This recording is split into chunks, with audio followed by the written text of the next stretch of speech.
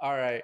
So here we have Mark Ruiz, my Yeah, home I am. from what is the 10 years, over 10 years, Yeah, many years, many years. It's so cool to be able to do this with you. it's And been it's a so cool to blessing, be man. able yeah, man. It's so cool to be able to talk about the things we're going to talk about with you because you do a lot of super interesting work and super meaningful work um, that I can't wait to get into with you. But the first thing, have you seen this documentary on Netflix, The Social Dilemma?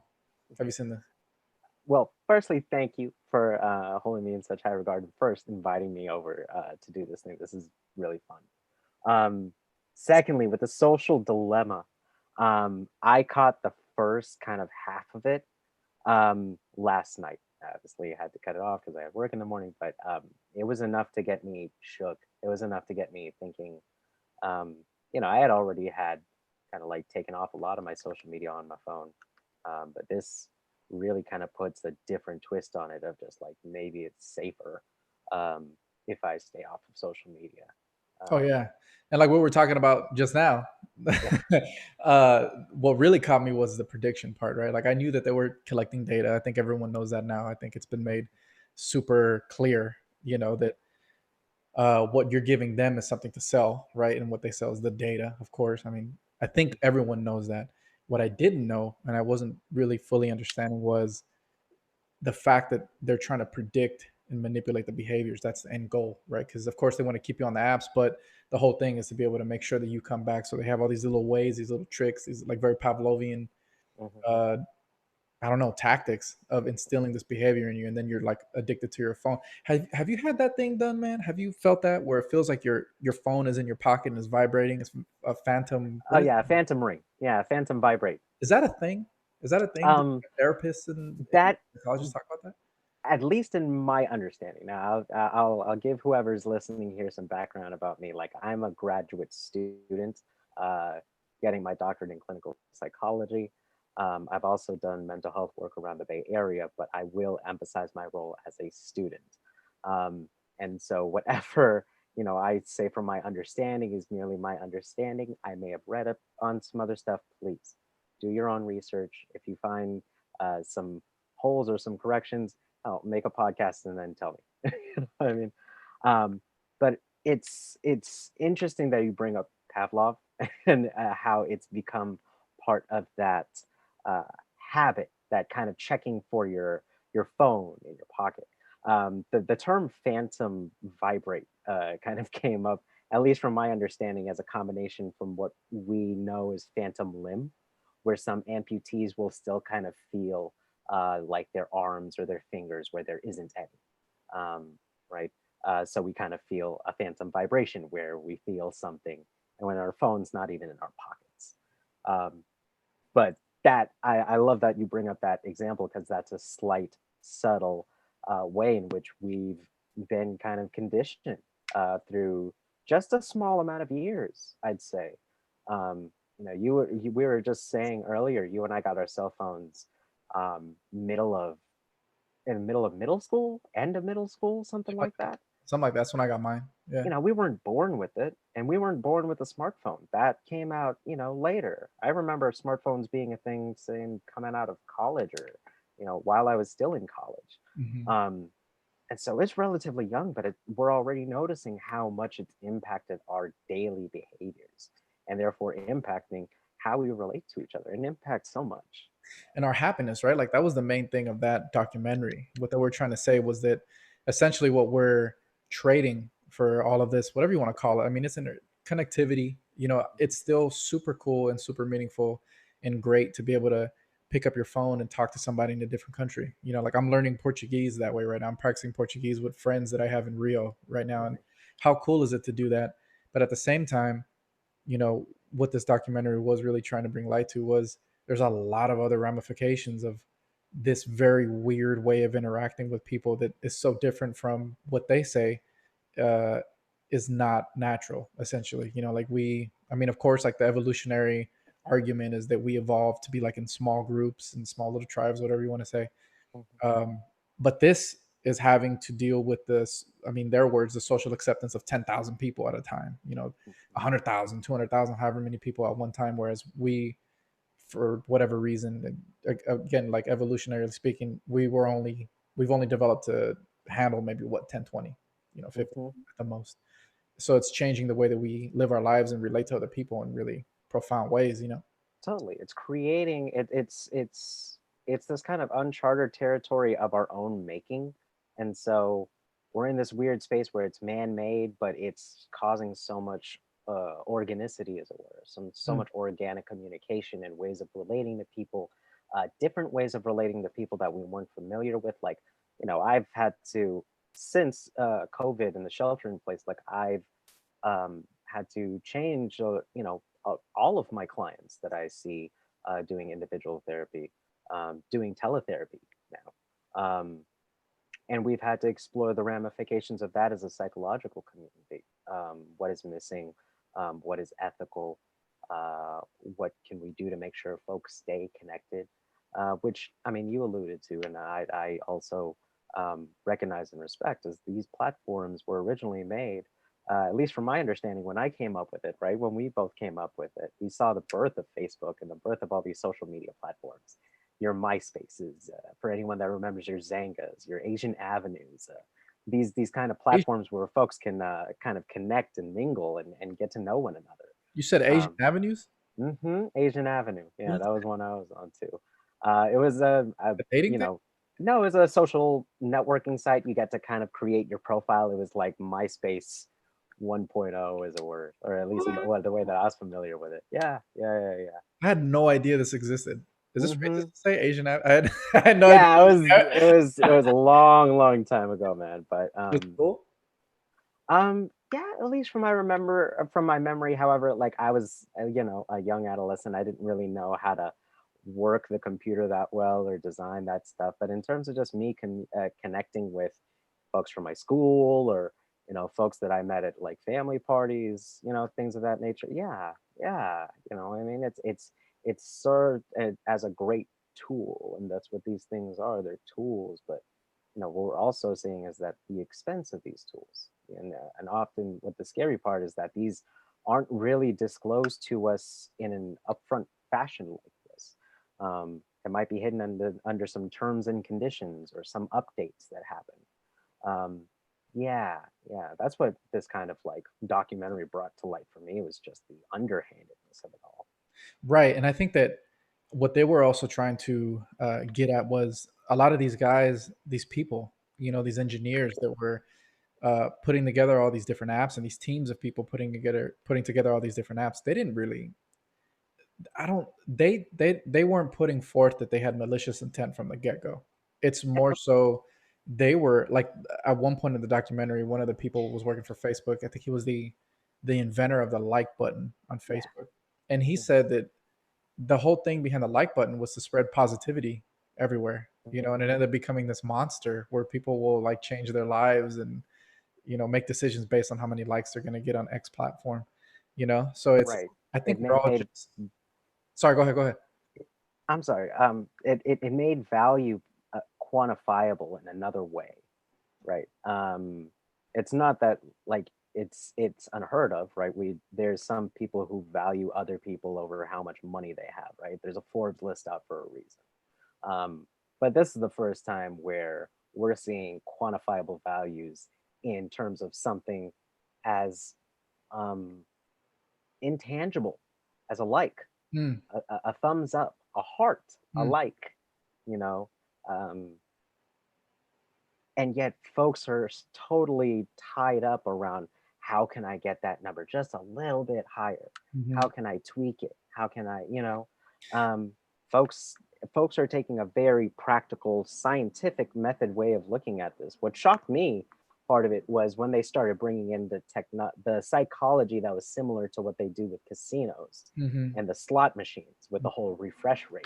Mhm. I was like, man, that blew my mind, because I've seen the studies on casinos and how they intentionally design it, every part of it, to keep you in there, and keep you spending money. And that's the malicious part, I would say. So it may not have started maliciously, but when they're implementing different techniques that have people straight refreshing and being on the app as much as possible, I think at that point there's no way to say that it isn't malicious. And that's, to, I guess, reiterate my shock. That's when I was like, wow, this is very, very bad. This is very, very, um, I guess, in a word, unregulated, right? Because there's a lot of stuff that they do. Even they were saying in the documentary that there's no laws for it. There's a lot of laws for like telecommunication, but there isn't a lot of laws for all of this stuff because I mean it's all uncharted. We're all guinea pigs, man. Like they don't know. We're all just kind Mhm. of seeing how it goes. And now I think at this point, what, close to, I don't know, let's call it 15, 20 years in, of being this interconnected, and 10 years even, maybe, let's say, of like smart apps and all this different stuff, and the way that we understand it is having some super scary, very detrimental effects on society. And that's why I wanted to talk to you, man. So in terms of mental health, and like how do you see all this different stuff, especially in the era of COVID? Everyone is just on their computers now, on their devices, whatever, on their phones. It can't be good. I mean, it's a field that all of us have to take pause and really have to examine before writing it all off as good or bad, right? Just in this discussion, you and I have outlined the multiple pros and cons about platforms like Facebook, like MySpace, and technology in general. Um, it's something that a lot of my colleagues have taken their time to examine. So I would refer folks to go to psychology literature because they were also examining the impact of social media and apps and technology on human behavior. Um, because these companies are also looking at our literature and learning from it and intentionally designing these apps with those things in mind. um, Again, where do you think that these designers for the casinos get their knowledge from? There's some sort of reference. Someone had to, someone looked at some of our studies. Um, so at the same time, we're also seeing what is the outcome, right? If someone designs this with the intention of, say, making sure that someone stays engaged, um, on their phone, we're also examining situationally how does that impact their worldview? How does that impact their relationships, their sense of self? Um, and we've seen different studies come out examining higher rates of depression, higher rates of anxiety, um, and things of that nature. You know, um, so yeah, it's still a burgeoning field. We're still examining because it's still in its youth, so we're still examining the long-term effects of it. Going past 2, 3, 4 generations. Um, we're still part of that generation that grew up without apps, and so there's still going to be studies that are being done and need to be done because we don't know how far this goes. Like you said, that this is a very unregulated area. Um, do we understand that its intention? Yeah, we understand that it's meant to do some good. At the same time, what we're noticing is that there's a lot of blowback from it. You know? Well, and I would even wonder if the intention is good, at this point. I think the initial intention was good, right? But at this Mhm. point, when you have these companies that essentially are, the data is how they make their money, I don't even know if we can call the intention good anymore, right? I mean, the core intention, for example, Instagram, let's share a bunch of pictures, let's all connect in that way. That's my weakness. I love Instagram. I'm not so much a Facebook person. My Facebook is like a cesspool of like political ideology and fighting. I have no idea why. Like I have no idea why my Facebook is so polarized, but it is. I hardly am on it at all. Instagram was always my go-to. I love seeing. I'm very visual, so I love, and travel pictures and all this different kind of stuff is very cool. Same. Yeah. Yeah. I mean, you're an artist, dude. You create music. It's Not no just surprise. art, period. Like, I mean, and there's, man, and then there's all these poetry accounts where they have like, all these different poems in different fonts. I'm also kind of Hmm. like a font addict. I love fonts. Is that like the nerdiest shit you probably know? Like typography and all that. Yeah, man. And Yeah, bro. they have all these poems and all these different fonts, beautiful, beautiful poems in Portuguese, like all Hmm. this different kind of cool stuff that I'll just like, like, I got 10 minutes before I start my next thing. 40 minutes goes by. I'm Right. like, how does this happen? Well, this Right. now we know, because that's exactly what they're designing it to happen. Hmm. That's how they want it to happen. It's And that algorithm, man. It's the casino experience kind of relegated to just your phone That's a wild notion. And what one thing that I see perhaps on Facebook more than anything, it's um and maybe I mean of course on Instagram too, but as someone studying psychology, how do you see it when people there's like this weird phenomena of people posting stuff that you can tell is just for the likes, Mm. right? It's just likes. It's just Mhm. likes, but it's even for me, it crosses the line of like, okay, well, should you be sharing this? As much as I wish I shouldn't bring him up, but Steve Harvey had something. I think it was Steve Harvey. As much as I would hate to quote Steve Harvey, Mhm. Steve Harvey had said something about, just because it happens doesn't mean you have to share it or something to that extent, which I'm more of the thinking of. How does that affect the mind? Because I feel like a lot of people, they'll post very personal things, like, I don't know. I've seen like people posting pictures of relatives in gurneys. Like, Mhm. I would never think of posting something like that. But then you see the likes and, it's like hundreds of likes. And I would think, well, I guess that's nice. I guess that's a form of support. But like, how do you see that, man? Because I see that as like a weird issue, like boundary issue. I don't know. Maybe I'm just old fashioned. I don't know. Well, it's like I mean, what you're pointing out is that it's something to observe, right? Because we can't paint it all good or bad, nor would I want to start casting judgment or anything about how a person um, posts or what a person posts up on their social media page. Um, that's their right to do so by joining said group. um, what is interesting, though, is that folks are taking, like I said before, a practical look about the content that they post. Of course, what I was mentioning before about it becoming a math game, a game of numbers. How high can I get folks' engagement? Because that means I get that dopamine hit because that means people are looking at me. You know what I mean? It's getting that kind of attention. It's getting that kind of feedback. I think you had mentioned before about it becoming an echo chamber of just agreeing, right? Folks Mhm. agree with my idea, which is in a way kind of connectivity because um, I, you know, anecdotally or kind of like rhetorically, one of the worst feelings I imagine someone can have is having an idea and no one knowing Mm, or not no one saying that that makes sense. mm, I mean, that's a scary notion.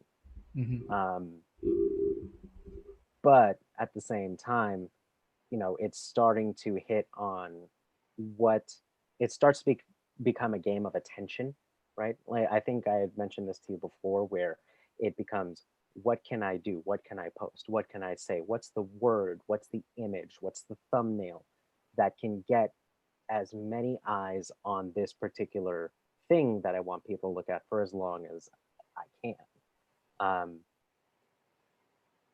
and what a lot of folks have found really early is that um, what spikes a lot of engagement is shock and anger. mm, Um, and I think that's what we're seeing is just this kind of algorithm because it'll always strike us. Folks will always react to something shocking, and folks will more times than not react to something that will anger them, right? mhm, Because those are the emotions that get evoked. mhm. Um, yeah, yeah, yeah, yeah. We're just kind of seeing that in full swing at this point, and you know, I would guess, I mean, I wouldn't straight like no, but I mean that might be why you see so much on your timeline, is that the algorithm makes it so, right? I don't know, man, but those echo chambers scare me. I'm not gonna lie to you. The echo Mhm. chamberness of not. I mean, I know that's it's a problem not only with my Facebook, right? I'm sure many people's Facebooks have these echo chambers, but I don't remember there being this much kind of divide. That this divide is ridiculous. And it really is people just like yelling at one another. Even on my Facebook, and it's not even it has become such a place of just shouting, and I think that's my biggest critique with Facebook. Even though, like we've talked about before, the beauty of Facebook, right? And the beauty for me is I went to Argentina when I was 17. I was like kind of like an exchange student, and it was one of the most meaningful experiences of my life. And I found the family that I stayed with in Argentina on Facebook, and I could keep in contact with them. And that to me was so meaningful and it was so great. And at the same time, you have this just, two posts down, I'll have somebody yelling about how, you know, Trump is the Antichrist and Biden is mentally whatever and senile, what, and it's just like all of this different stuff. And then watching that documentary, I started realizing, oh, well, you know what it is it's kind of like these algorithms curate different things for different people based on what it is you react to. And that's Mhm. how you have all this anger, because you become very grounded in this one little pocket of people who all think like you. So then what they said in that documentary that to me was so meaningful was you start to not realize that other people can have different opinions. Right. And then even worse, then that becomes demonizing other people, or saying people are stupid or retarded or whatever, all these super hurtful ways of thinking about other people that then separates you from them. Mhm. How can these people think this way? They're such idiots. And when we're at that point, forget about it. There's no way to talk about anything at that point, you know? It continues to create a division, and I'm not saying that I know the answers or the solutions for any of this, just because once you start to really dig into the weeds, it starts to get really complicated, and folks um, have their uh, very lives on the line when discussing things like this. Um, and so, and kind of referencing back to what we were talking about before with, with kids and the world of school kind of following them home. We're also as adults experiencing this, like what we experience out in the world, all this shouting or what you see is also following us home Hmm. every time we look at this phone, which is now intended or intentionally designed for us to keep looking at it, to keep going back for that dopamine hit. Oh, let me see what's new. Let me see what's out there. You know, it's That's it's really kind of taking our desire to connect on a wild ride. right, right. And again, bringing it back to all this COVID stuff, like when we first started with all this, the lockdowns and everything here in California, we thought, I was just looking at something the other day and it was like the 15 days to stop the spread or whatever. We thought it was going to last 2 months at the most. And then it became a month. And now we're like 6 months in. And the whole time I was watching that documentary, I kept thinking, man, this was made. I don't think this was made in the midst of all this, right? This was made before, of course.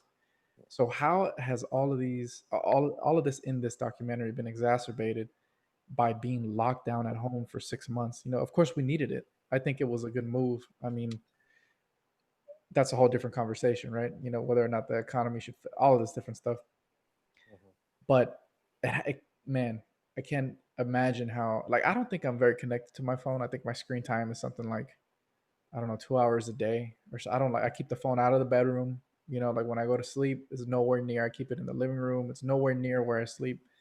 Um, all the electronics are out. There's nothing in the bedroom. It's a very just like sleep, dark place just to get some rest. But I can only imagine people who, are connected to their phones, I mean, 8, 9 hours of screen time a day. It can't be good. I'll admit you're a more disciplined man than I am, because there was a time when I was really connected to my phone. And it started taking an impact on my relationships. I was in a relationship at the time. It was taking a toll. My relationship with my family, how I related to them, what we would talk about. Um, yeah, yeah. I started to, just take into account like if it wasn't on social media, like I couldn't find stuff to talk about, which concerned me. I'm like, Mm, really? Like my only talking points are the only things that I can bring up to talk about in my life is the stuff I see on my feed. What does that really? indicate about me? And it really just kind of, I don't know, for my own kind of personal journey, kind of, made me reflect and try to develop a little more discipline around my phone. And seeing this documentary, thank you for your recommendation, D. That pretty much cemented it. Um, I had already taken off my social media before, but now it's just like pretty much gonna stay off.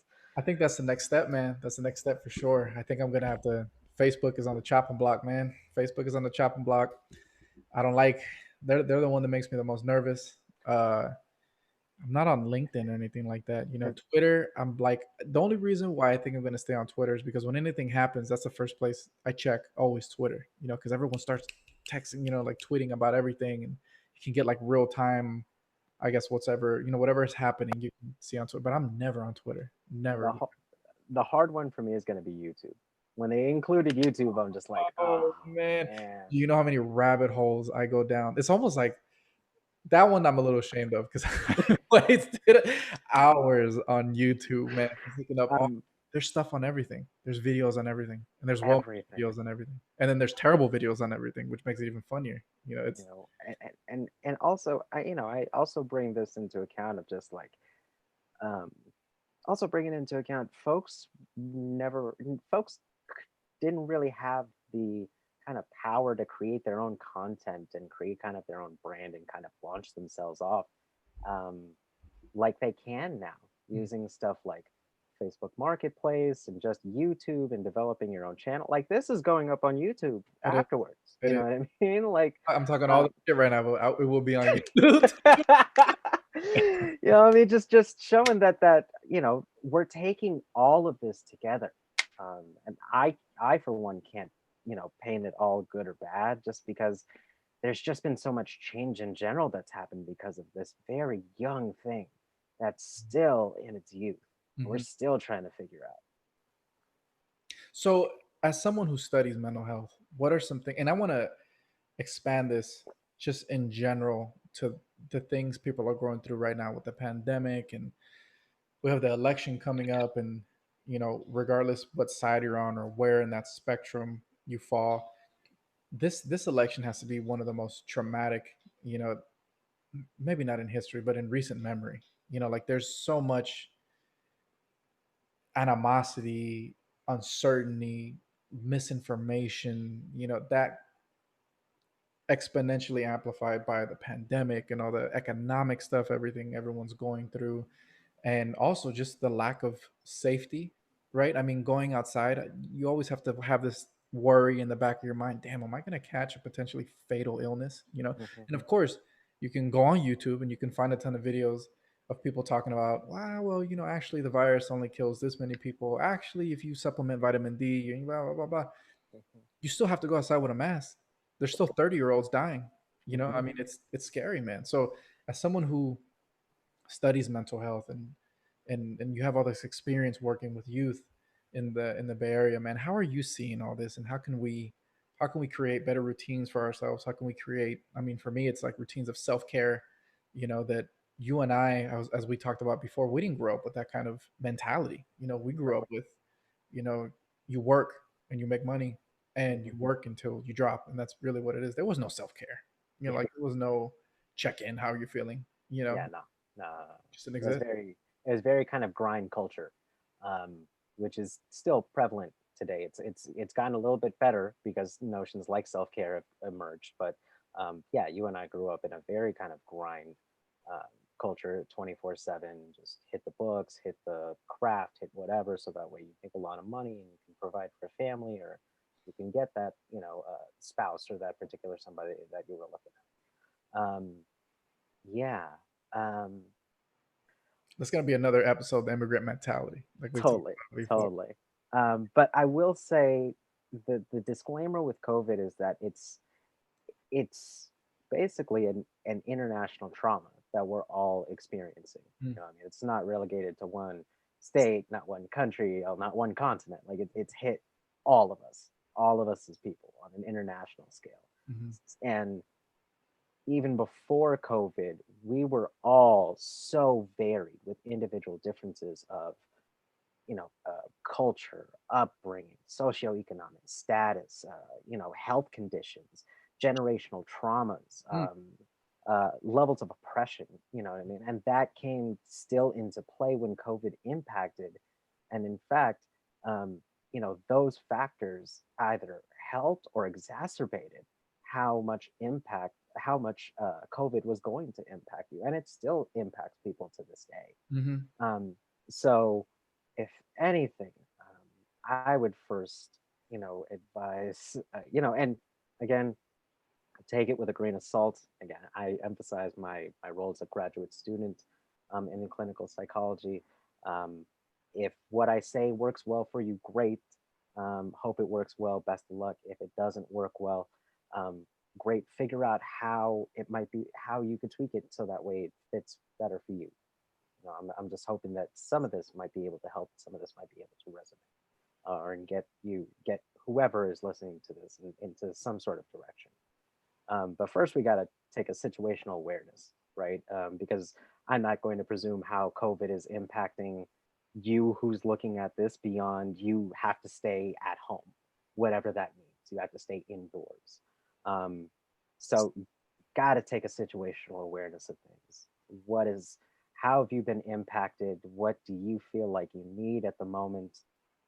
Whether that's financial help, whether that's a way to connect, whether that's um, uh, reaching out to your local grocery store, getting some food. I don't know, you know what I mean? But first, getting an inventory about you, what, how this pandemic has impacted you, and what you feel like you need.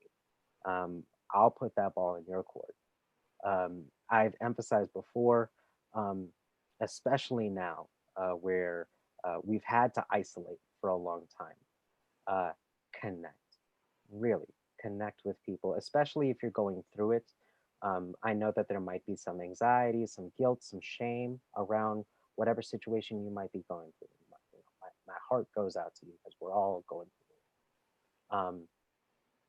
But the worst, one of the worst feelings, like I've personally experienced, is going through just a whole bunch of stress and no one knowing a freaking clue. Mm, No one seeing your suffering or your pain or your stress, and in fact they're expecting you to perform at whatever expectation that they have for you. ugh, So one of the biggest things that one of my best supervisors gave me was, if you're going through something, tell somebody. You mhm, don't have to tell them what you're going through. You don't have to get into the content and get into the backstories and all that, but at least let someone know that you're going through something, mhm, mm, and maybe ask for a little patience and compassion, not just of other people, but of yourself.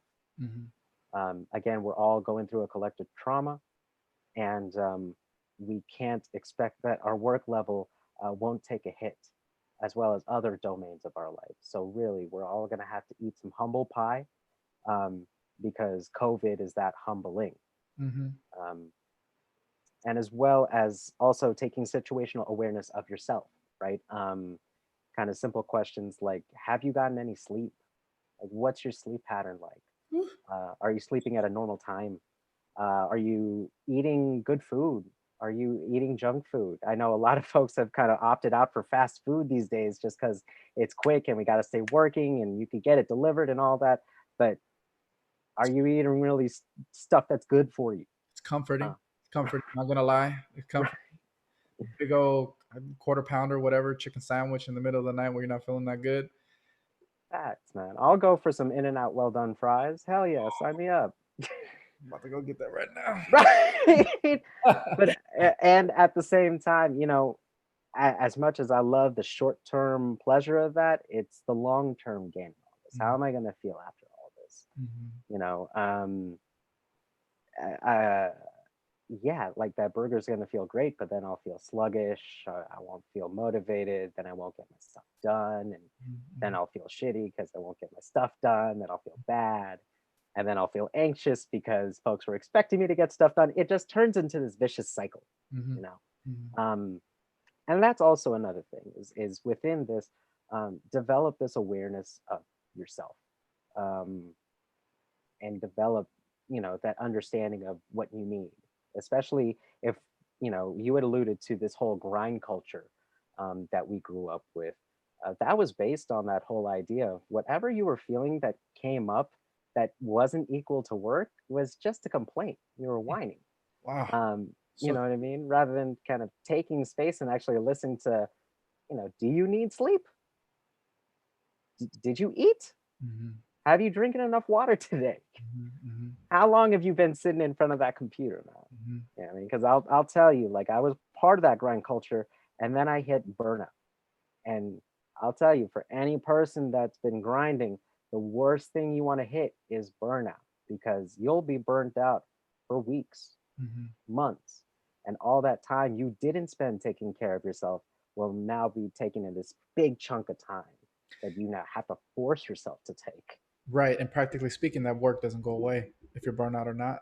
So now Mm, the quality of the work goes down, and mhm, that's something that basically all throughout my 20s, I kind of ignored, not throughout my a large part of my 20s, especially my early 20s, it was all, not, I mean, no sleeping. I used to think that, oh, all nighters is a sign of you putting in the work that you need to put in.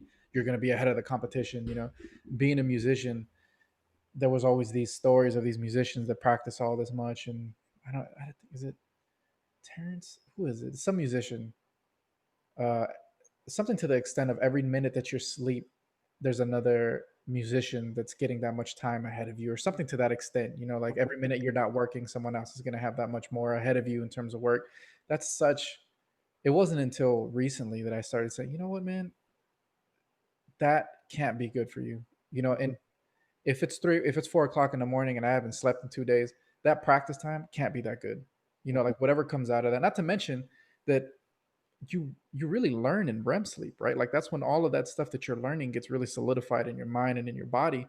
If Mhm. you're not giving yourself that REM sleep, then screw learning. You're not gonna learn anything, right? Right. Not to Go And ahead. your body actually, when you get into that REM sleep, that's where your body goes through its most recovery. Mhm. Is during that REM sleep. It's that stage where everything goes offline and your body goes, "All right, guys, like all right, folks, let's do an overhaul. Let's fix up that bruise over here. You know what I mean, let's flush out all the toxins here while all this is like going down, so that way, the brain can just kind of focus on flushing everything out and taking care of yourself."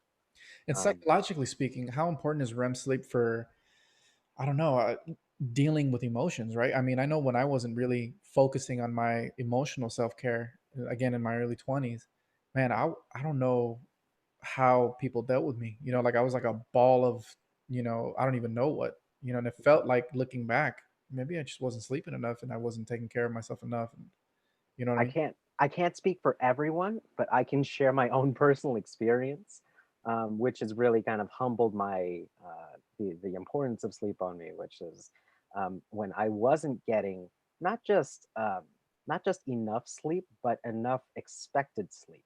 Mm, We often make this mistake where we get 8 hours, but it's like one night is from 12 to 8, and then the other night it's from 9 to 5, and then the next night it's like you sleep early and it's from like 7 until 3 o'clock, and then you're up. You know what I mean? It's like your body needs to be on a sort of routine. It needs to expect, it needs to know what to expect on the daily so that way it can handle all the unique stuff like a sickness mm, or this new food or something or another. It can take it like seriously.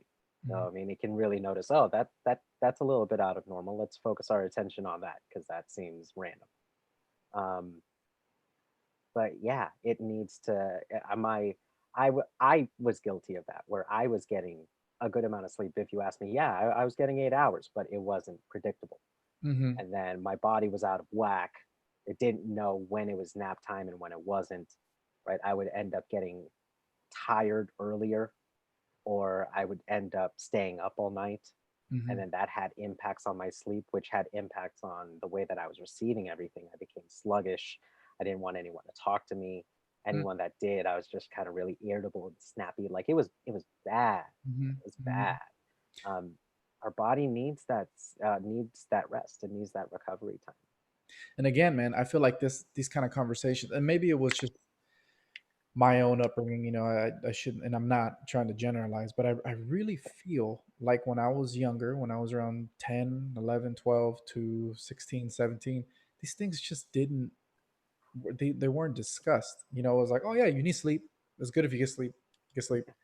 But, diet, I feel like in the last, I don't even know, 6, 7 years, that's when this whole craze of like it seems like everyone is aware how important diet is now, how important, supplementing, sleep, like all this different stuff. It feels like there's been this huge kind of like mass awareness.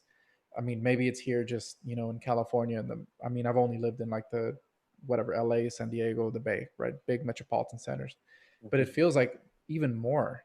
There's a lot of people realizing, and now with the COVID stuff, I think maybe in the last 2 3 days, there was an article that came out finally talking about the importance of like vitamin D, vitamin K2, I believe it was too, how important it is, for people to Mhm. supplement, and a large proportion of the people who were placed on ventilators and who perhaps will be placed on ventilators have deficient levels of vitamin D, and it's a huge part of just being okay, and Right. I go ahead. Right. Especially if you live in like one of those cloudy areas where you don't get a lot of sun. Mm, Like that's artificial vitamin, or that's natural vitamin D that you're not getting, mhm, which you need to supplement with vitamin supplements. mhm. Even if it's multivitamins, it's something to take care of yourself, Right. something to regulate the chemical reactions going on in your body, Mhm. because it's trying to get its nutrients. Your body's trying to survive.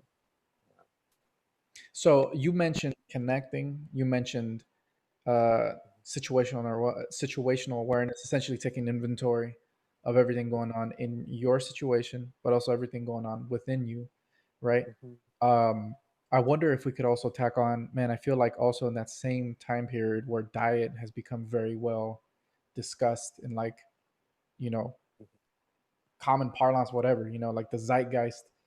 mhm, It seems like mental health and therapy has also lost its stigma a little bit, and I think that's so important, man. And it's such a good, mhm, if there's been any silver lining in all of this COVID stuff and lockdown, it feels like it's been the availability of mental health services. The stigma of like, oh, mhm. you need to shrink, you're broken. That feels like that's going away little by little, and actually in a very big way. You know. It's starting to loosen up a bit, right? I just saw a commercial for Headspace or Calm. It Mhm. was one of those meditation apps. It was kind of one of those do nothing for like the next 15 seconds. And I stopped. I was like, oh yeah, I forgot. I haven't done like nothing for like 15 seconds and just chilled.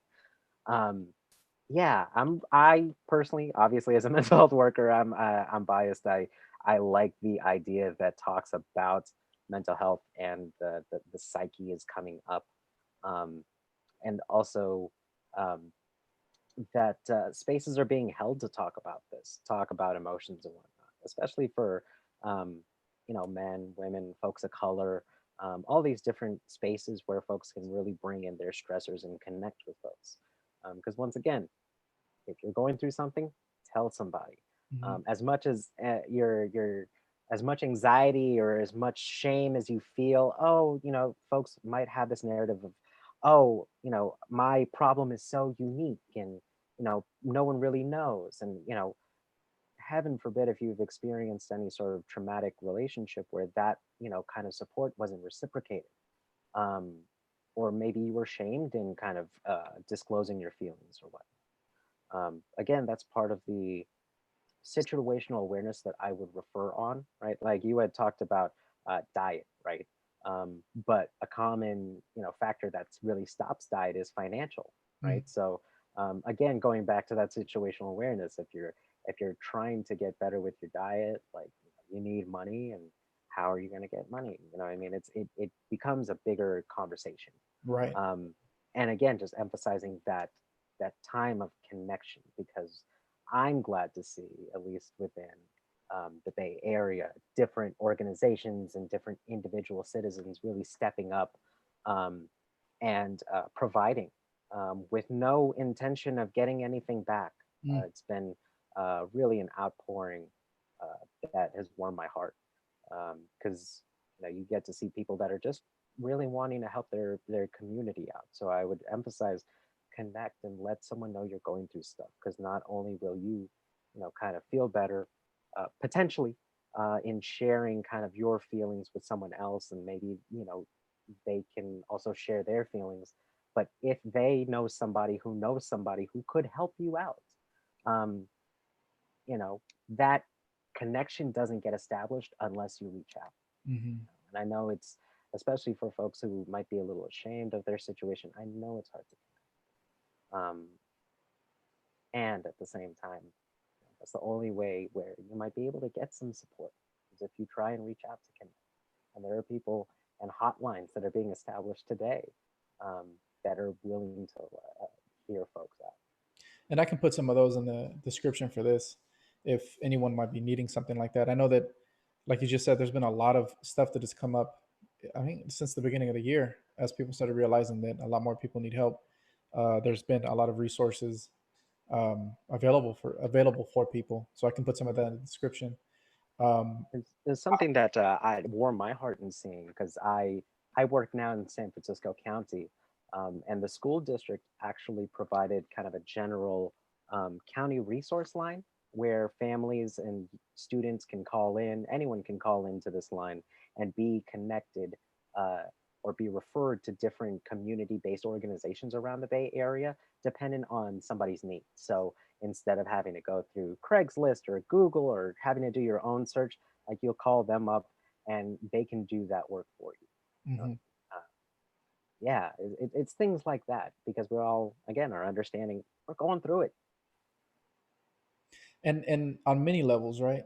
Yeah, on many levels. So like even if uh, you might not be worried about food, right? But you might have other stuff. I mean, at the very least, things have become very lonely, you know. And one of the things I'm writing about in my dissertation right now is the complete.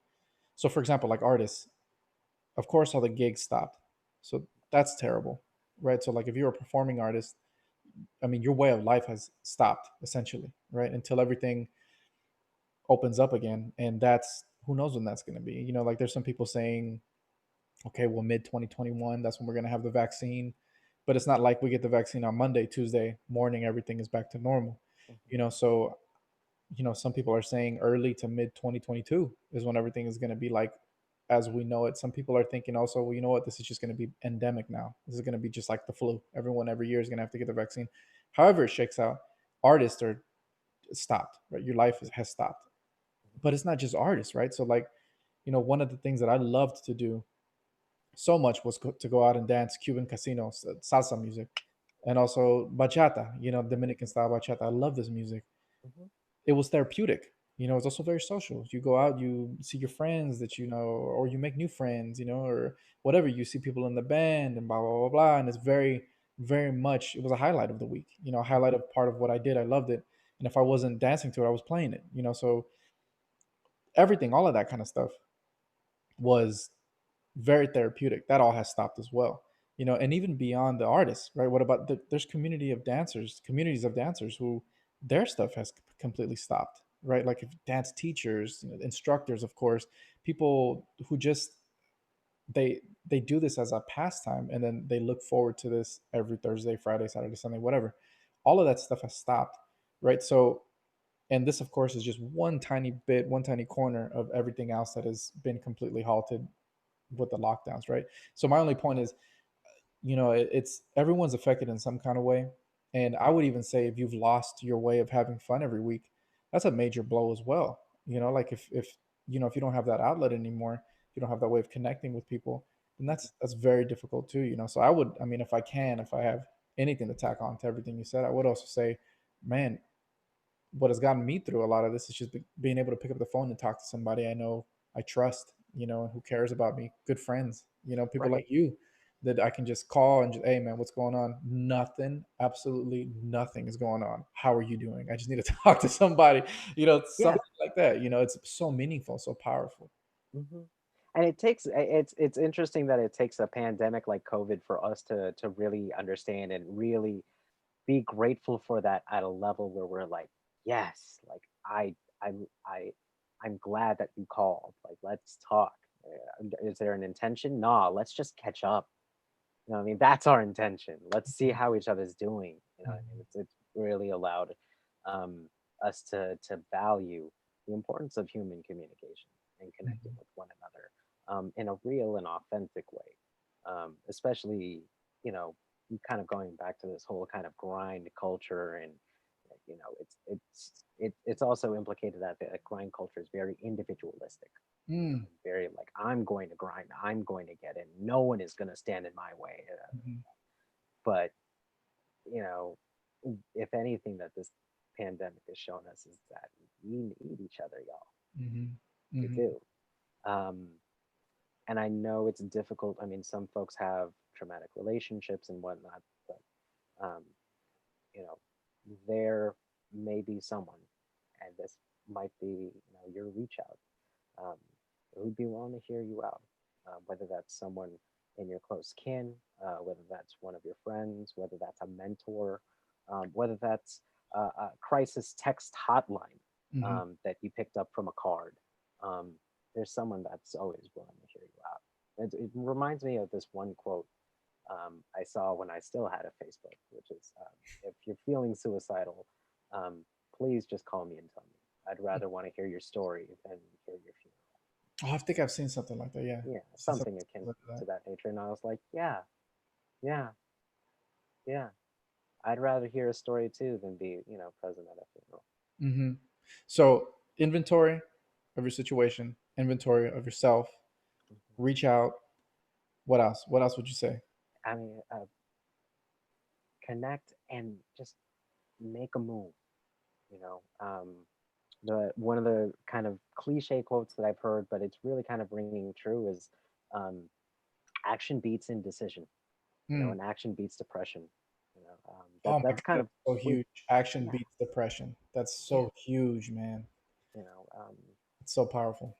yeah, yeah. And these actions, it doesn't, because I know, and I've worked with folks who have been clinically depressed, and that action doesn't have to be this big, grandiose thing. That's part of the situational awareness that I'm telling folks about. Like, if you have been at home since the pandemic and you have done nothing but stay in bed, your big action might be just taking a foot out. You don't even have to get out of the whole bed, but if you can just manage to, set yourself just low enough to feel a little achievement in making that goal, maybe you'll want to try just a little bit more, see how that feels. Right? Also, as well, I mean that rings, this whole kind of idea towards action kind of rings true for me in terms of my anxiety and my indecision. Right? It's just like, at the end of the day, I have to make a decision. I have to act on it, regardless of whether I talk myself out of it or if because I've also been on the receiving end where I just let it freeze me, Mm. and that's the worst feeling that I've had. Hmm. Regardless of if I take an action right or wrong, the worst feeling that I've had was taking no action and I just froze, or And that was my action rather. you get stuck in this space of just, it's like a downward spiral. I mean, I know I have a lot of issues with that because for better for worse, my feeling good, my sense of um, whatever. I don't want to say happy, man, because we've talked about this before. I really don't like when people talk about, oh, what makes you happy? Are you happy? I think happiness is so fleeting. You know what I mean? Like you can feel happy and you can not feel happy like within a few minutes. But it has to be this sense of like, are you doing things that you like to do? Are you feeling fulfilled? And all of that lends itself to an overall feeling of happiness. You know what I mean? But my point is, my feeling of contentness or tranquility, inner tranquility, is very much tied to how much work I'm getting done. And Mhm, if for whatever reason I'm burnt out that day, or I'm just tired, or maybe I am fighting something off, maybe I caught something, I'm fighting something off, and I need a day just to sleep, I start to feel really, really bad. Or if I wake up and I'm depleted emotionally, mhm, maybe it would be a good day to just take that day to realize that I'm feeling bad, realize that I need a day if I can spare it. And if I can, then I have to push myself to move, and just take a walk outside or something, or do something, be in the sun. For me, that it makes me feel so much better just to be in the sun, just to go take a walk and feel that sun on my skin. And right. then I come back and I have more energy to get stuff done or just sleep or Mhm, something, even if it's for a few hours, take a nap in the middle of the day if I'm feeling super down. And for me, speaking practically, it's because I know that that work that I do after that nap, after that rest, is going to be 10 times better than any work mhm, that I force myself to do now that I'm going to have to redo later, you mhm. know? And see, I like the way that you framed it because you kept it towards you. And this is part of the situational kind of self awareness aspect that I'm really emphasizing as well, right? Where you might be aware, right, that you might need a couple hours of sleep and, but you know that your work is going to be exponentially better. That's your balance, right? We have these individuals like an outlier, right? Rest in peace to Kobe, but his balance was way, way different. Right? He Mhm. was still able to be a family man and still hit the basketball courts at like what 3 a.m., 3:30, something like that, some ridiculous amount. Um, yeah, I mean, we're all going to have a different balance because we're all trying to learn how we've been conditioned. Mhm. I'm going to avoid the mistake of knowing your saying to know yourself, because I know that can get a little um, rhetorical, a little bit fluffy, but um, understanding how you've been conditioned. Mhm. If you've asked yourself these questions of, you know, uh, what do you think and why do you think that? What pisses you off? Um, what makes you sad? What disgusts you? And not only that, where did that come from? Mhm. Why is that there? Now, these are kind of questions of understanding the way that you've been conditioned, the way that we've all been conditioned, right? I'm asking myself these questions nearing 30, Mhm. right? But I've grown up for the past 3 decades under the influence of the Bay Area, America, my parents, Filipino culture, hip hop culture, um, my educational upbringing, all of that. You know what I mean? And then there was just this little slither of me saying, like, I want to do this and I want to do that. Um, there's now just this chunk of myself where I'm having to um, learn myself in essence, learn what makes me angry and what makes me happy, what makes me feel fulfilled. And big part of that has been one, my own therapy, but two, just also trying different stuff, you know. Mhm. And it doesn't mean like, oh, trying a different activity or taking up archery, but having that hard conversation with that one sibling or that one friend, or asking that one thing from that one person that makes you feel really vulnerable, or having to say no when you're deathly afraid, Mm. right? These are things where you really start to learn yourself. Or if you go for that one more set at the gym, right? Something very practical and concrete, Mhm. right? Are you that type to go for the last set, or are you that type to go for the half set, or just one more, or call it a day? You know, no shame one way or another, but just knowing that that's you.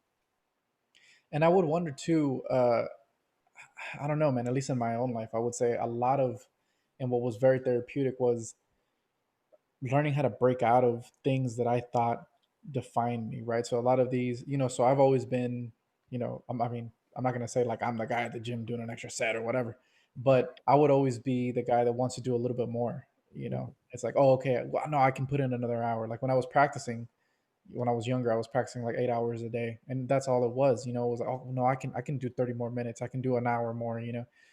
Um, and It's as I some of my earliest memories of you, Doc. Every time I visited your place, I check in. It's like, hey, where's David? Oh, you know where he is. He's practicing in the back.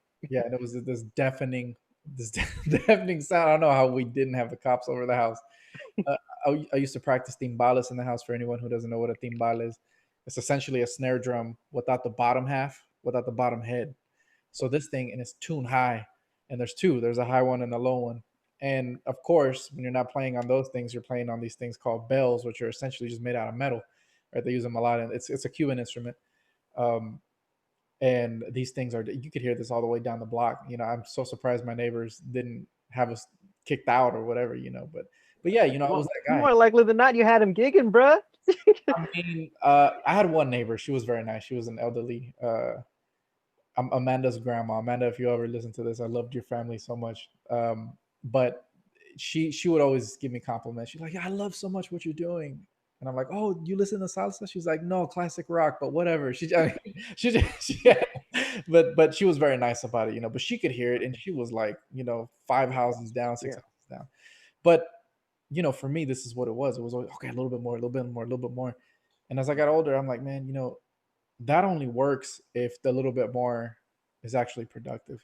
And if Mhm. I'm sacrificing my wellness to get that little bit more, it's actually not worth it. And maybe that's bad to say, and I'm still obviously very conflicted with that, because how do there's certain things that you define yourself by, and Mhm. sometimes you got to let those things go, and they don't help you. It's well, and it's hard, but at the same time, it really brings that in that humility of uh, everything being temporary. Mm. I was just talking to my coworker about this because he um, he went to Burning Man and was Oh, talking about some of the different art pieces that went up. And I've seen trailers and footage of Burning Man and all these huge art sculptures like you wouldn't believe, made out of metal, like time was put Mm-hmm. in. And he gave me the behind the scenes of like these folks prepare all year for this, um, put it up in maybe 2 3 days, and then immediately just take it down. Wow. It's just that kind of rebuilding and then just dying off, just like Mm-hmm. and he really framed it in a way um that was dope. He was like, just as is human life, we built that up for so long, and then it's temporary, it goes off. Mm-hmm. um And that cycle could be so therapeutic, man. oh Like that letting go. mhm. It's my one of my favorite guys to watch when I'm on a YouTube rabbit hole. My guy Caesar Milan. Of course, the dog whisperer. Man, this guy he's a Jedi, man. I mean, what? How can you not watch 6 hours of this guy do what he does? He's ridiculous. But It's that. that's one of the things he said about like dogs that hit me. Uh, made me tear up. He was like, "Well, dogs they love you unconditionally and they go, and that's what the dogs do. They show you how to let go." And of course, I'm like, "Ooh," of course, when I saw that. Yeah, of course you tear up and all that shit. Right, Like right, right.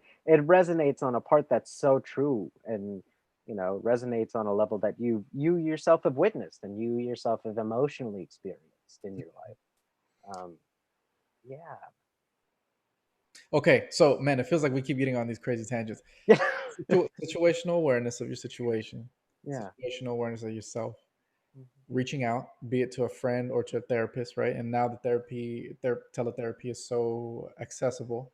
Mhm. If you're someone who's affiliated with any kind of school, you can get it for free. If you're Mhm. somebody who isn't affiliated with the school, there's other avenues you can take. Do you know of any resources for people who might not have? Let's say, I mean, because therapists can be very, very expensive, So but are there any resources that people that perhaps don't have $200 to $400 an hour to spend with a therapist that they can take advantage of? that's interesting because I shared this with you before, is that I feel like psychology in general, psychologists, we're a very kind of self-destructive career. We're a very self-destructive job, Oh and no. that our job is to ensure that you don't see us again. You know what I mean? Folks come in, they come in at a very low point in their lives, Mm-hmm. and our job, in one way or another, is to, um, help provide support or guidance or just kind of a practice room Mm-hmm. to get to a point where you make actions to help yourself get you out of the hole and not have us anymore. Mm-hmm. You know. Um, and so one of the big things that we also defer to within that is your own kind of natural supports and community supports, which I don't feel like is really talked about enough, or it's rather underestimated, right? But we're talking about folks in your community. If you get down with a certain church, maybe reaching out to your pastor or your priest, or if you get down with a local mosque or a local temple, reaching out to your local rabbi, your local spiritual person. It could also be like a trusted adult, a coach, a big brother, a trusted teacher. You and I were talking about some of the teachers that really resonated with us and stuck with us to this day. It's Oh like, God, it's real. these, yeah, yeah. I mean, those that's who we really, as therapists, we really lean on, not only to get information about the client and the student that we're working with, but also getting their help to help with the treatment, with being a part of this plan and being part of the team to help the student get better and get whatever they feel like they need to be okay. Mm-hmm. Mm-hmm. So again, it's just reaching out, and not feeling like you're a burden to do so, especially now. Like don't be afraid to pick up that phone, call somebody that you just want to talk to.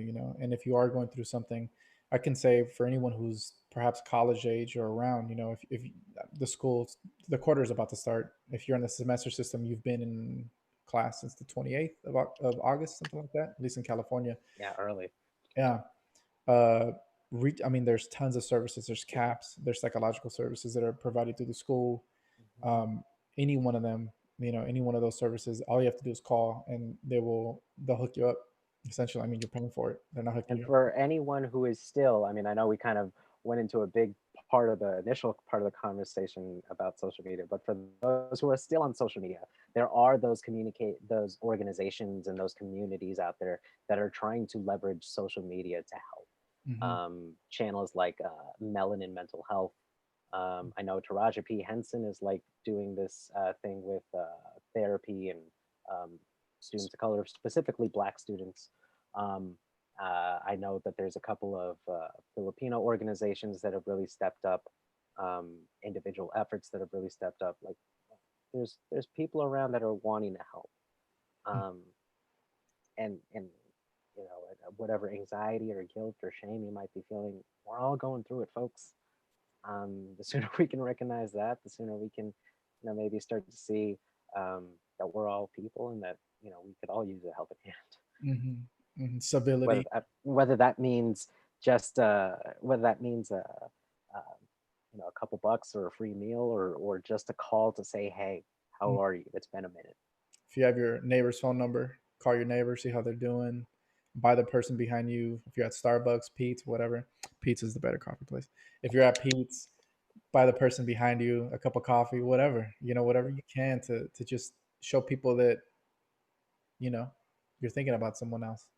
Something. Especially if COVID hasn't impacted those of us, very, very heavily, and those of us who have the resources to help out those who have been really impacted. I know a couple of um, dance directors who their studio is struggling because they can't get enough revenue, or Mhm. some dance teachers are struggling because that's how they got their For sure. main source of income. Same with the music teachers that you're familiar with and the ones Mhm. that you gigged around with. Like, Mhm. there are people who are really hurting folks. So those that can spare, please do. Anonymous And those donation. that can't, spread out the word. Right, right. And anonymous donations. If you don't want to, if you're worried that perhaps someone's going to feel some kind of way if you give them some kind of money straight out, flat out, just make an anonymous donation. Don't say that it's you. There's many different ways to help and support people. I know the dance studios too. The dance studios are a huge, and I mean in LA and the Bay, I mean they're huge. They're huge in the communities, and it's where a lot of people they have their friend bases and their networks. Their feel good spaces. So anything that can help them make sure that they don't close their doors permanently, I'm sure they would appreciate. Or something that you could possibly give them to tread water for the time being, so that then if they do need to reopen somewhere, they'll have the means to do that. You know, and then of course places like Patreon and maybe not Patreon. What's that one? Kickstarter. All these different kind of crowdfunding places, GoFundMe's or whatever. GoFundMe's. That's what I'm talking about. Yeah. Hmm. So to close up, man, I want you to talk a little bit about your studies, because you do a lot of, and you've sent me some articles about hip hop therapy, which when I was reading this, it was very, very interesting because in my training, everything is culture and people and how culture is malleable. People are malleable. I mean, my specific studies have to do with intercultural dynamics, which has to do with multiple cultures, specifically Latin American cultures and culture here in the United States, all this different type of culture and its ramifications and how it can be used positively, right? Most oftentimes you'll hear culture like, oh, so and so culture, that culture, uh, which I find very divisive. And what I like about hip hop therapy is it uses hip hop culture and music as a way to provide and to instill and to make change within people. And I thought that's always super powerful, right? So I was wondering if you can talk a little bit more about that and give us a rundown of how it works and what you see in it that's so powerful as well. Thank you. I am really excited about my work. I examine specifically. I'm creating certain research that is examining hip hop and the impact of hip hop cultures, practices, and customs um, in uh, more traditional spaces like therapy. Um, Specifically, I'm examining Filipino and Filipino American, Philippine X, Pinay identity development in participants of hip hop culture, its customs, its practices, its worldview, its lifestyle. Because um, hip hop is in a unique sort of area. You've alluded to it before, but it's this worldwide.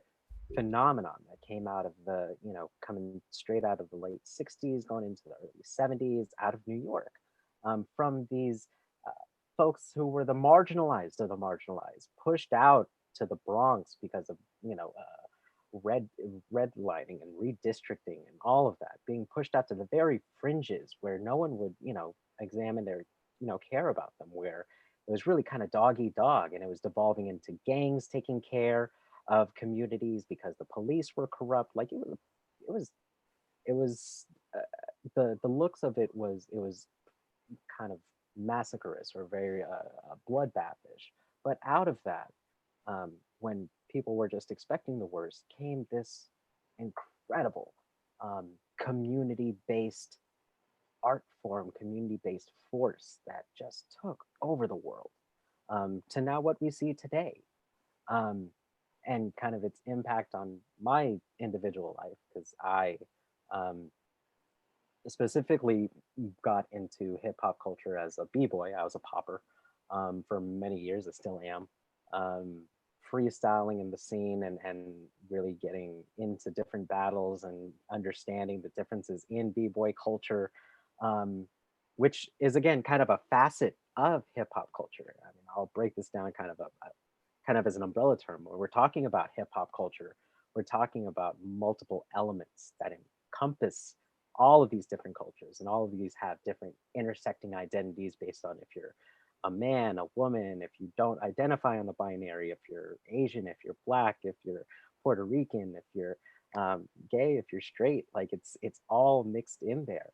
Um, but it's based around, kind of these elements of hip hop, where we're talking about MCing or rapping, um, DJing or cutting and mixing, scratching records, um, b-boying, where you have the break dancer, and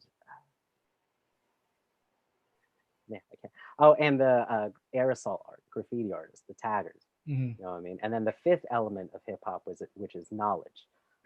Because this was coming off of the heels of the civil rights movement, it was still very infused with that type of political awareness and political knowledge, which, kind of brings back the quotes of hip hop being a language for revolution, the Mm, language of the marginalized, mhm, the outcry, the art form of those who have been marginalized, been looked over, been ostracized, um, in order to create something beautiful out of their life. I mhm, know I did. For it not to sound, not for it to sound cliche, but for a lack of a better term, hip hop did save my life from a lot of stuff. mhm, Um, and I felt like my um, only natural inclination is to repay it the only way I know how, by giving my time and my energy um, to spread what a positive impact it's had on me, and what kind of impact it can have on other people. Um, and so integrating that within, specifically looking at, you know, the Filipino community, and the issues that are going on within the Filipino community, issues like colonial mentality, mhm, um, and its impact within mental health, right? Higher rates of depression, higher rates of anxiety, um, this kind of internalized self hatred of mm. oneself, of being Filipino or being considered too Filipino. Um, I what we are finding though, like in the midst of all this, they Filipinos have had this weird attachment. Well, not weird, but have had this natural attachment towards hip hop. And what I wanted to examine was, well, I'm a part of that group. Why? What is it about this culture that drew not just me in, but so many other of my peers? And that's what I'm examining. Like what not only helped make me, but helped make my peers. Um, and thankfully, I've been thankful to not be alone in this venture. And I've had people being very gracious and willing to step up and share a big part of their life with me, which I've been grateful for. It's been a wonderful ride, deepening my research in this, and I hope to continue it. That's not, man. Okay, first of all, have you seen? There's a documentary. It was on Netflix, and it was essentially going over the entire history of hip hop from New York to how it's essentially gone the world over. Have you seen it? I'm forgetting the Hip name. hop evolution, yeah. Yeah, yeah, yeah, yeah. What'd you think? Yes, I loved it. Yeah. Just because not only did the filmmaker do a real thorough job, I loved their animation. Um, Mhm. it kind of, in a weird sense, and it kind of going back into kind of hip hop history, we've had an interesting connection to um, comic books and superheroes, right? Because hip hop, it impacted, in essence, kids, right? Impacted the 12, 13, 14-year olds, right? When they're in their adolescence. And, these things are still prevalent. Superheroes, comic books, and things of that nature. Mhm. And they even found parallels between the two, Mhm. right? Just taking into account um, things that we've learned within hip hop culture, which is designing a name, designing kind of your alternate identity, who you are in the hip hop community. Mm. Um, but yeah, it brought back that kind of flavor of the whole comic book and that connection, and I dug that. And on top of that, it was just real thorough because it examined every single region of hip hop. We're Mhm. talking hip hop in New York, hip hop in the Bay Area, hip hop in the South, hip hop in Chicago, in the Midwest. Like everyone had their own flavor. Um, New York laid out the blueprint and we all just kind of took it and flipped it, which is the dope thing about hip hop is that we take these elements and what we infuse with it is our own culture, our Mhm. own life, our own story. Um, yeah, I'm sorry, I kind of got off on a ramble, but No, no, no. Super interesting. I mean, as someone who studies music, the only other music that comes to mind that has had a similar effect, such a profound effect, and maybe I mean I could be wrong, man, but the only thing that comes to mind is jazz. Like jazz and hip hop have affected so many people's lives, so many different musics from around the globe. I mean, what country can you point to that doesn't have some form of hip hop and doesn't have some form of jazz? And this isn't some kind of like colon like imperialist cultural imperialist statement. That's not that's none of this is to say that hip hop and jazz are like the apex, but it is to say how beautiful these art forms are. That they have this ability to be absorbed into all these other different cultures by all these other different communities and mixed so freely, and mhm, essentially become a catalyst for who knows. I mean, like we wouldn't have reggaeton today if it wasn't for mhm. hip hop. I mean, the hip hop culture is inextricable. Like it's such a it's in the DNA of reggaeton. Reggaeton now has become a global music. You Mhm. know, I would also say that there's tons of musics in Brazil. I mean, there's musics in Africa. All these different everywhere, everywhere. Hip hop has really infiltrated life. Um, they a lot of folks know about like the kind of four kind of pillars of hip hop or the kind of the five kind of elements of hip hop, but there's actually nine, Mm, um, which you kind of see when you list them off, right? Like there's breaking MC and DJing, graffiti writing, and the knowledge, but there's also or and beatboxing, but mm, there's also street knowledge, street language, street fashion, street entrepreneurialism, mhm. these types of things. Like we see, one of the big examples was the the Timberland boot, Oh right? God. You Yeah. feel me? Like that was a regular worker's boot, but Mm, not in hip hop. no. And now Timbos are like freaking like 60 bucks, 120 bucks a pair just because of what hip hop did to it. I mean, it just it turned it influenced everything, even right down to the way we know hella, Oh. or finna. I mean, these type of different terms that come out of like slang, Mhm. which originally kind of it has its origins with an African American and Latin, which credit to, the African American youth and the Puerto Rican youth in New York. Hella is that Hella came out of New York? I thought Hella. Hella came out of the Bay, Right, Hella's a Bay thing. I have a shirt right? that I wear proud that I wear proud. Hella's a Bay thing, but like it's that spirit of being able to take something like the English vocabulary and just flipping it on its head a little bit. Mm. That's that hip hop spirit. What I mean?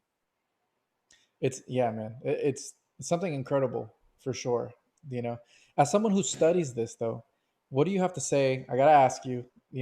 Because of course, the first thing that people are gonna hear when they hear something like hip hop therapy is, well, you also have this like terrible side to hip hop. And as someone who grew up on, like I love Snoop Dogg, Biggie, Tupac, all of these people, there is a lot of violence. There's a lot of negative aspects to the music, right? Mhm.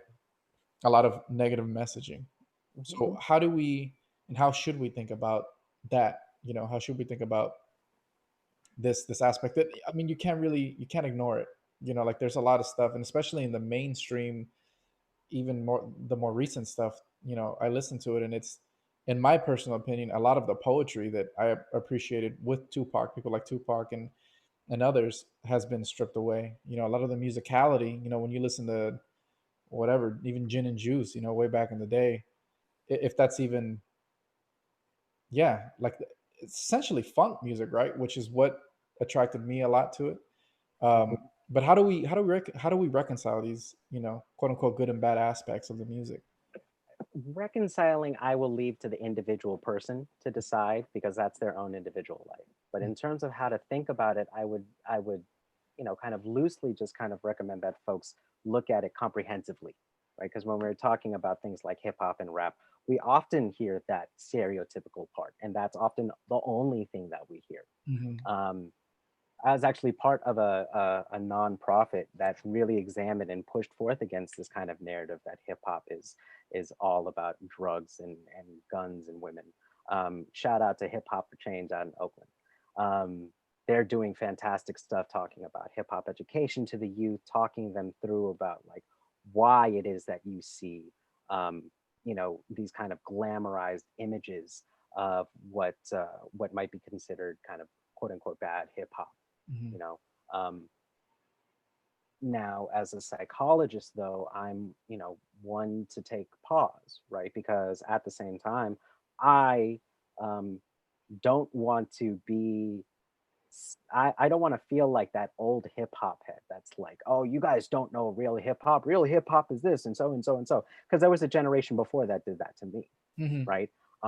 And so my desire, my curiosity now is to really sit down and listen.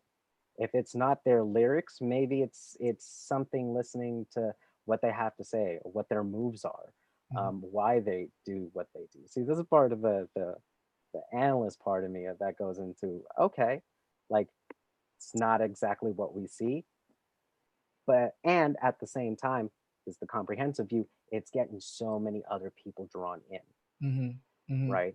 It doesn't draw you in, but why does it draw a stadium full of people who would be willing to pay $60 to $80 to go and see it for like 3 hours? mhm, mhm, Right? What is it that's pulling them?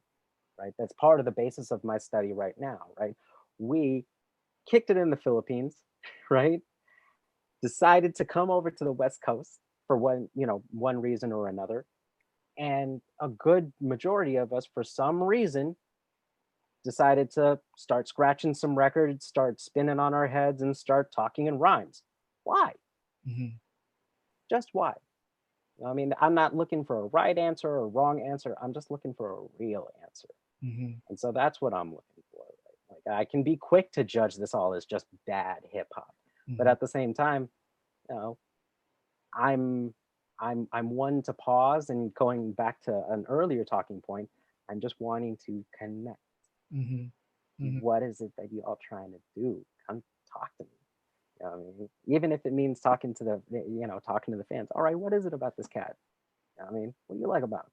mhm, mhm, You know, I'm down to listen. I ain't down to try and judge and evaluate people no more. mhm, Let me hear what you have to say. mhm. It's super interesting, and I think that it's always difficult, you know, because I mean, the same is true for anything. It's not like you can't find salsa music with terrible lyrics. You know, I mean, norteño music has some horrific lyrics, if you ask me. You know what I mean? Mhm. But at the same time, it's it goes right back to what you're saying, you know, and what I found so interesting about, you sent me a study by Tyler, or I always get his name wrong, Dr. Edgar Tyson. Edgar Tyson, yeah. It was a 2002 article, and he was Hmm. talking about, and he was really emphasizing the fact that he's using the cultural aspect of the music as the entry point for the therapeutic technique, right? And I Yep. thought that's super powerful, man. I mean, think what you will of the music, but using the culture as the vehicle, as the entry point, as the door for allowing these very useful and powerful techniques of therapy to be implemented. I think he would, if I remember correctly, he was talking about, and he was using poetry, right? Like guided poetry techniques to Yes. express feelings and traumas, I think is what it was, if I remember Mhm. correctly. It's Uh, a mixture of music therapy, bibliotherapy, because you read some of the lyrics and depending on the interventionist, depending on the clinician, you might talk about the lyrics, mhm, see how it relates to the client. mhm, You might also create a space for them to start creating their own lyrics. mhm, So that way it can serve as a sort of cathartic exercise, mhm, or it can just be used as if a person's already writing rhymes, right? Reading them and kind of getting a sense of their worldview. mhm, How do they string up words together? Because obviously it's in a creative way, mhm. right? Otherwise, he wouldn't have been able to make it a rhythmic rhyme, Right, right? right. But what else is behind that working brain of yours, Mhm. right? This Uh, is the part of the work that we do as therapists. mhm. That creativity aspect is so fascinating, man, because there's so much agency in creative acts, period. You know, Hmm. and I often wonder how much therapy there is, if it isn't all completely therapy, when I sit down to write a song or whatever, a lot of it is, yes, okay, well, I know certain compositional techniques. I know certain, if I'm songwriting, I know certain techniques in terms of songwriting. I know certain structures I can follow. And that's the technical aspect. But then there's also very much the therapy of creating, Hmm. and I would wonder how much of that is at work in anything, right? And how much of that can be used in different ways. So in this specific context, we have, like you said, bibliotherapy. Is that right? Is that the term? Hmm. Bibliotherapy, music therapy, all this different kind of stuff. I wonder if it can also be used for other types of therapy, like, I don't know, like drawing, right? Something as simple as drawing, but it can be so fun. I used to love it when I was a kid, you know. See, this is my hope, and I'm glad you brought it here. I'm so glad you brought it here because this is my hope about hip hop therapy in general. Is because when people often think about hip hop therapy, they just focus on the rap, Mm, right? They just focus on the MC element. mhm, But hip hop is a worldwide culture. mhm, It's not just rap. It's b-boying, it's aerosol art, it's DJing, mhm, it's street fashion, all of which has, in one way or another, at least for fashion that I'm aware of, and b-boying and aerosol art and fashion, um, they have their own psychological literature and articles showing therapeutic benefit for certain people who wanted to run like pilot programs mhm, based off of hip hop practices. mhm, I mean, I remember one study comes to mind where um, a client did a therapeutic art expressive activity designing a jean jacket, like one of those gang jean jackets, because she saw that within hip hop culture and wanted to kind of like make her own, mhm, but in there she got to um, develop kind of her own personality and her own persona and her own sense of authenticity, and walk out of that project with a more firm sense of self that mm, they can take with them. mhm, These are the things that I hope that hip hop therapy can be broadened into, because if hip hop is a culture, and they've been so gracious to give us one element to work with. What can we do if they allow us to, work with all of the elements of hip hop? who's How that? much therapy? The hip hop community, whoever would be. Um, I'm not sure. Mm, I'm just, a person who's hoping that folks can see the therapeutic benefit of what hip hop has brought for a lot of people, myself mm. included. I just thought it was very powerful how, it again, it's this taking something that people can actually relate with, Hmm. and doing things that can help people, because it's one thing if, if again, I don't know if you like visual art and that makes you whatever, if that's the medium you're going to use, okay, sit down and try to, you know, I don't know, do me a Van Gogh or whatever. But if you don't relate to that type of art, it's not going to mean that much to you. I mean, musically speaking, we can talk about, levels of poetry.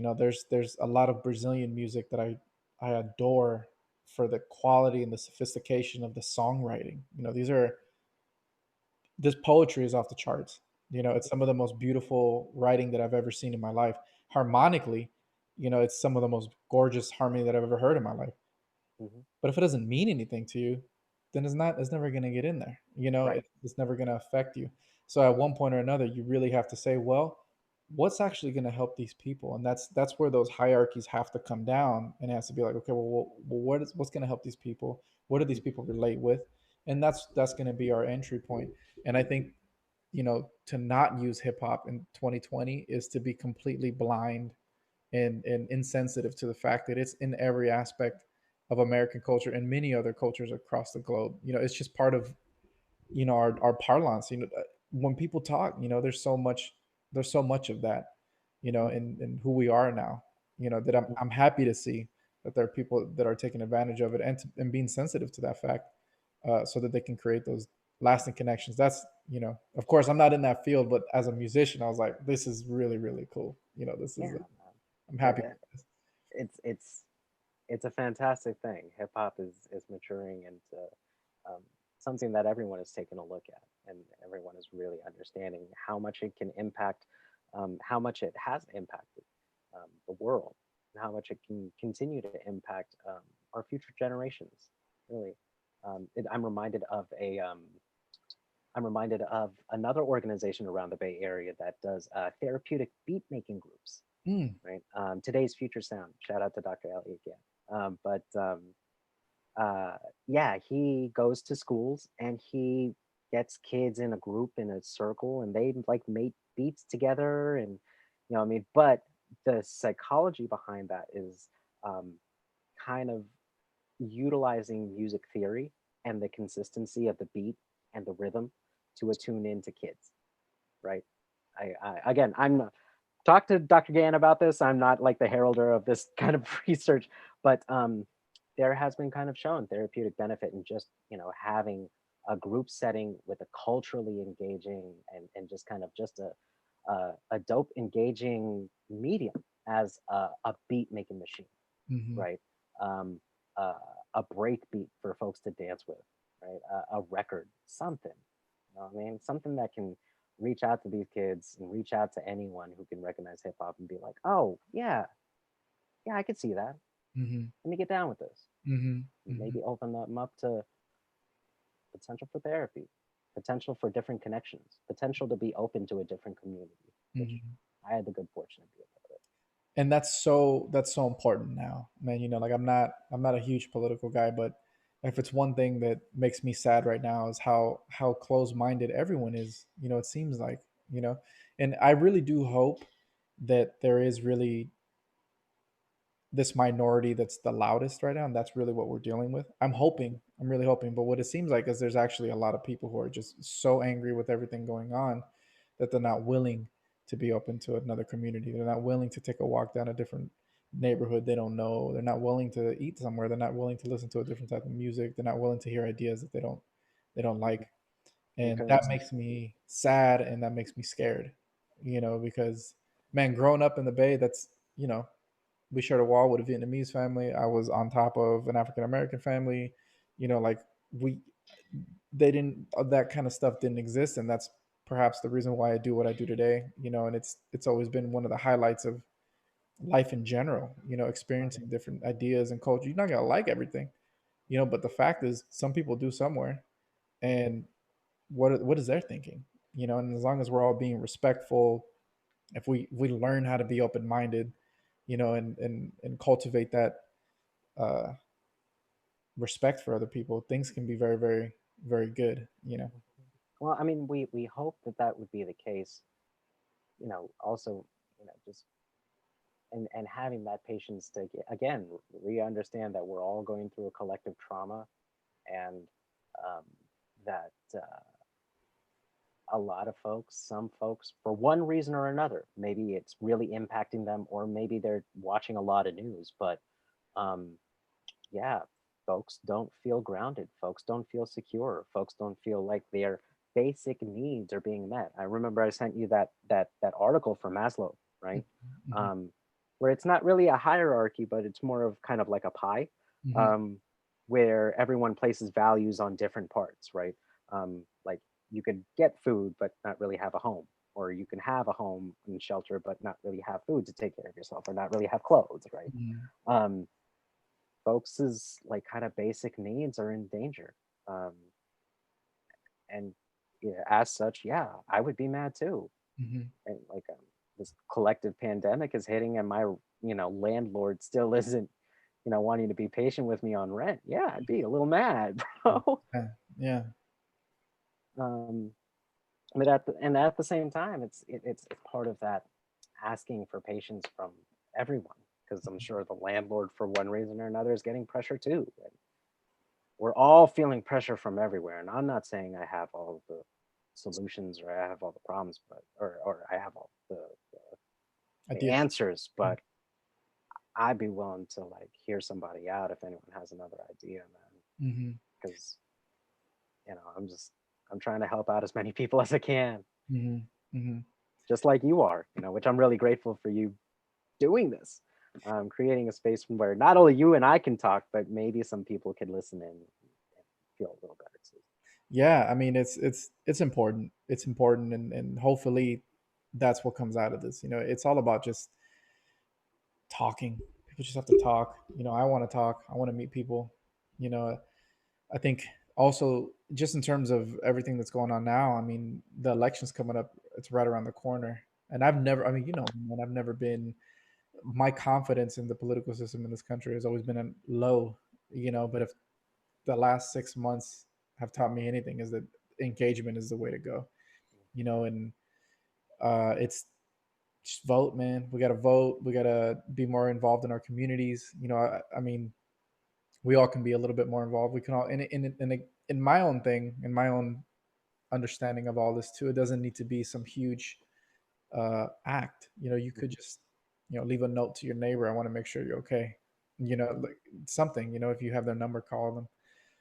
Say hello when you're walking in the street. Whatever. We talk about something like this in Filipino literature as well. Filipino kind of psychology literature. This idea or this value of kapwa, where we're all considered one.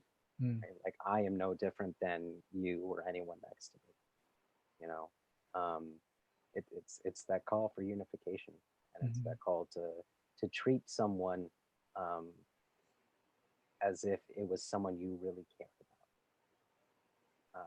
But even when you do, it's not that like we've had disagreements. We've known each other for more than 10 years. We don't agree on everything, but the Right. thing is, it's having that patience to work through that friction. And I think that's what perhaps we're missing too, is that we're all expecting to think the same way, and perhaps the social media aspect is exacerbating everything.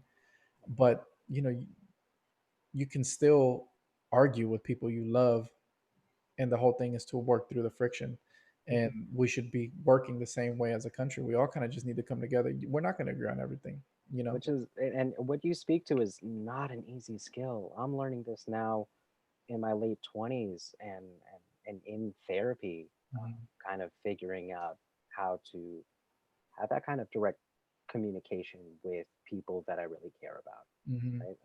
Because even though I'm a therapist too, like I need therapy, right? Like we all have our own therapists, because we were all people before we were all therapists. So Mhm. um, yeah, yeah, it's part of that patience factor.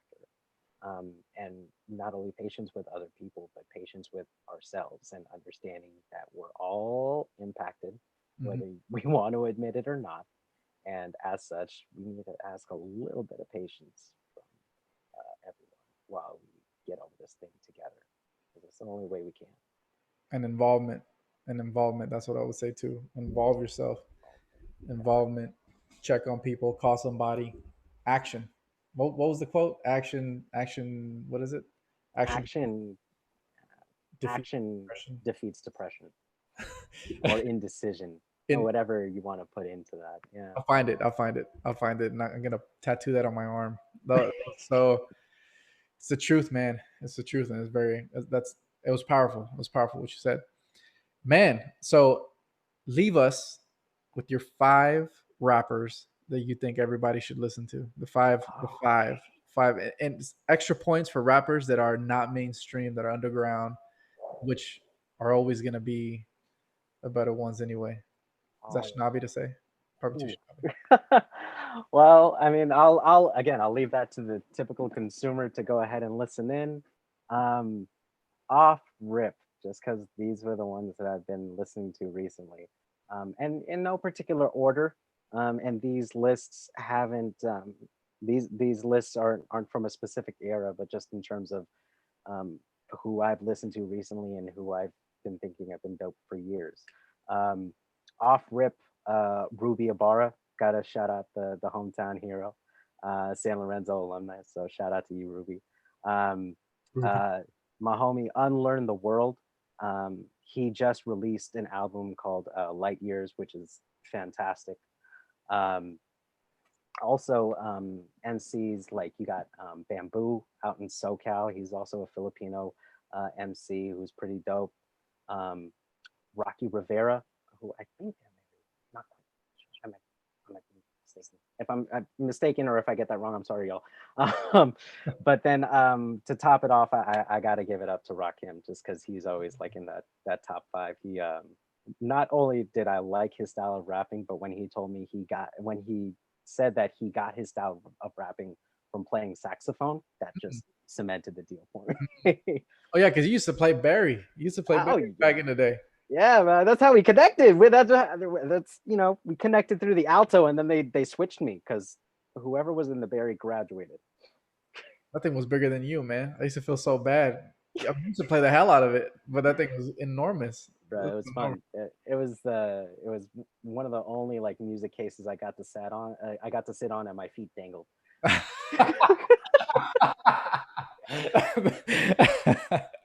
Oh man, damn. It's the truth though. The thing is enormous. Man, such Oh, good times. quick honorary mention up in that top five, just because I would be remiss if I didn't mention him, the person whose lectures started me on this path, KRS-One, Knowledge Reigns KRS, Supreme over I've heard. Everyone, Yeah, I've heard of that artist for sure. bar none. He's the one Mhm. who set me on this path. I'll always give a spot for him. Great, cool, man. Well, look, we're at where are we at? We're at again 2 hours. 2 hours talking in 2 hours. Thank you so much. This was great. This was fun. We have to come back and talk about the immigrant mentality. We have to come back and talk about you and I have talked about that so many times. Both of us being raised in households where immigrant mentality was a huge thing. Um, I want to come back and talk about that. I want to talk about more. I want you to give me a crash course on hip hop, man, because I feel like there's a huge gap.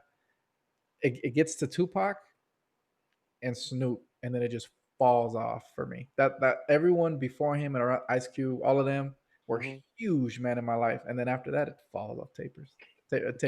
So I need a crash course on everything that's happened since then. Uh, I'll try my best. If need be, I might ask for some help, just because. Again, shout outs to Hip Hop for Change, but I'll leave it into the hands of some professionals if need be. Yep. Cool. Oh man. Great. Well, thank you everyone for listening, and we're gonna have another one very soon.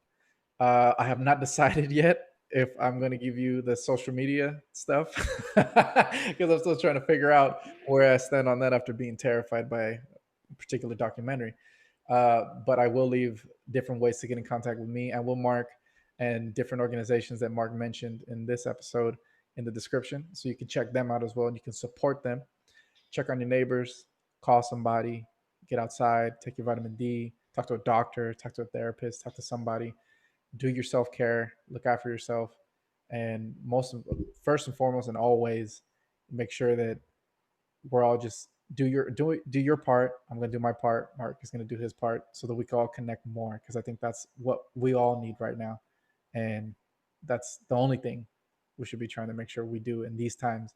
And once we're out of this very trying situation that we find ourselves in now, Mark, anything else you want to say?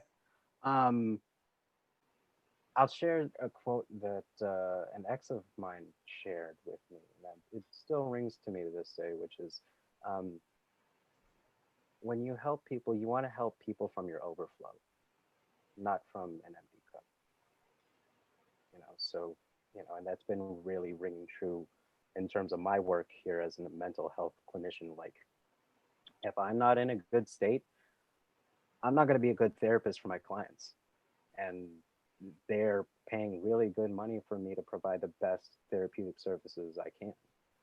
So as much as you want to take care of other folks, and I know that there's people that really want to help out, make sure that you're in a good state to help first. Make sure that you take care of yourself, get your sleep, get your food, drink your water, connect with your people, feel fulfilled. Make sure you leave some space for yourself where you feel like you can authentically be you.